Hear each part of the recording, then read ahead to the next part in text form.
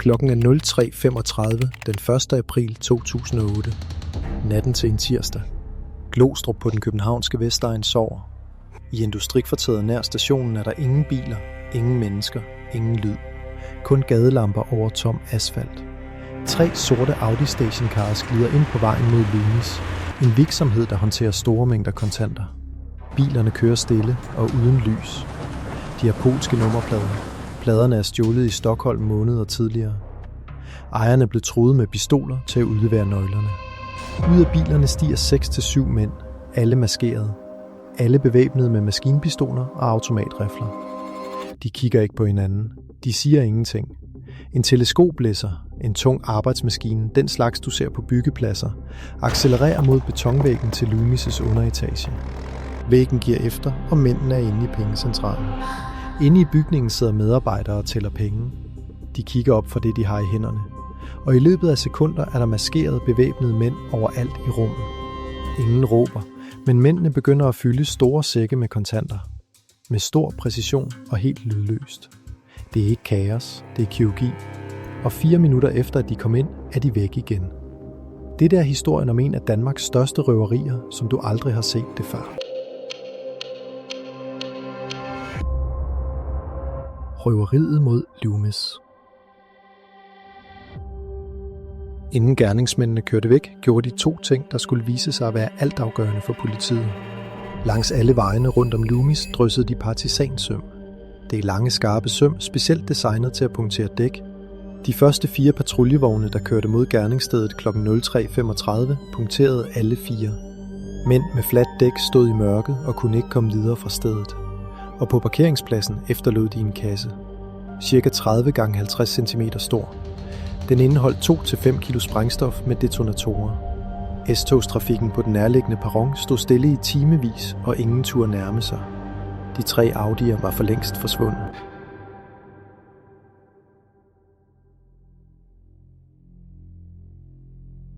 Loomis er det, man i branchen kalder en værdihåndteringsvirksomhed.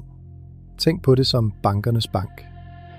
Kontanter fra butikker, pengeautomater og virksomheder samles, tælles og sorteres hos Loomis, inden de sendes videre.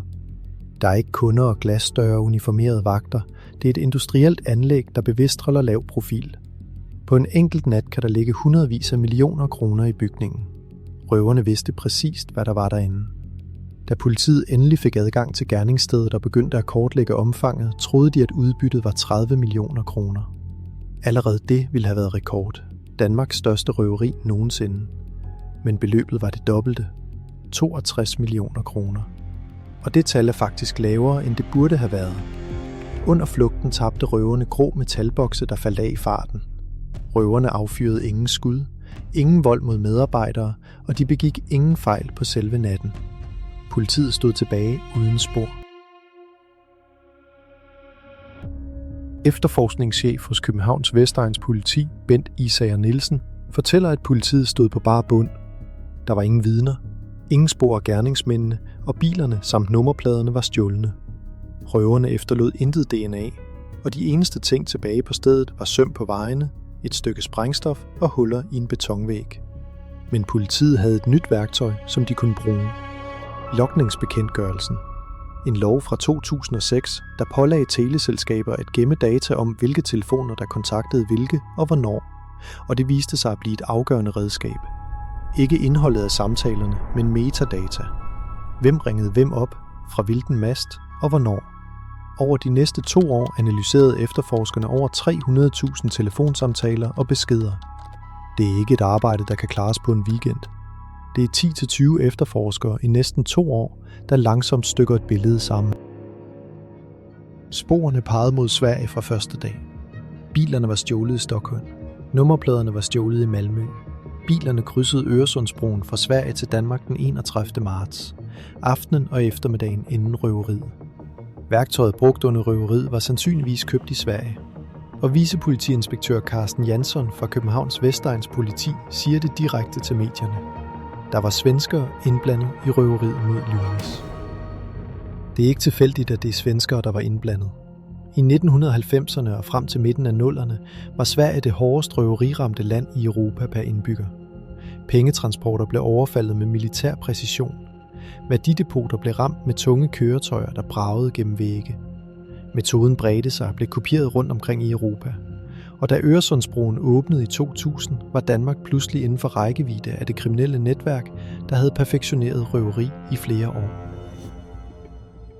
I september 2008, 5 måneder efter røveriet, anholdes den første mistænkte.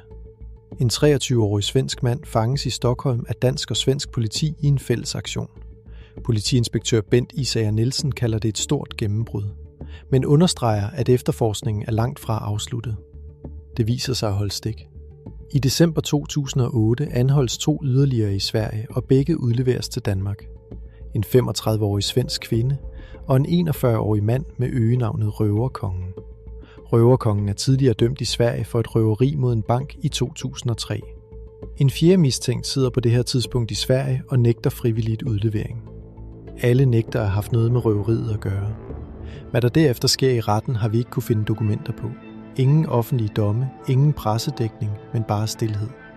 Det eneste, der siden bekræftes i kilderne, er den korteste og mest ubehagelige sætning i hele sagen. Ingen bliver nogensinde dømt for røveriet mod Loomis. Pengene bliver aldrig fundet. Loomis skiftede efter røveriet sine procedurer fuldstændig.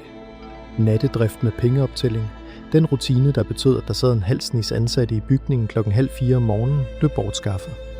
I dag opererer Loomis kun om dagen. Alarmsystemer blev opgraderet, så en alarm går, hvis nogen nærmer sig bygningen udefra.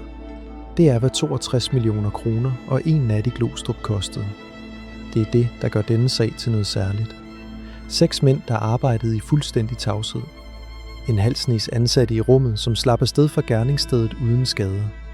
Stjålne biler, stjålne nummerplader, stjålne køretøjer. Alt planlagt måneder i forvejen. Partisansøm og sprængstoffer lammede politiets respons i timevis. Et netværk, der straktes over Øresund og aldrig er fuldt kortlagt. Det lykkedes røverne at slippe afsted med alle pengene. 6 mænd kørte en mobilkran ind i en betonvæg i Glostrup en tirsdag morgen i 2008, tog 62 millioner kroner og forsvandt ud i natten. Ingen er nogensinde blevet stillet til ansvar, og pengene er aldrig fundet. Hvis du kan lide videoer som denne, så giv den gerne et like og en kommentar.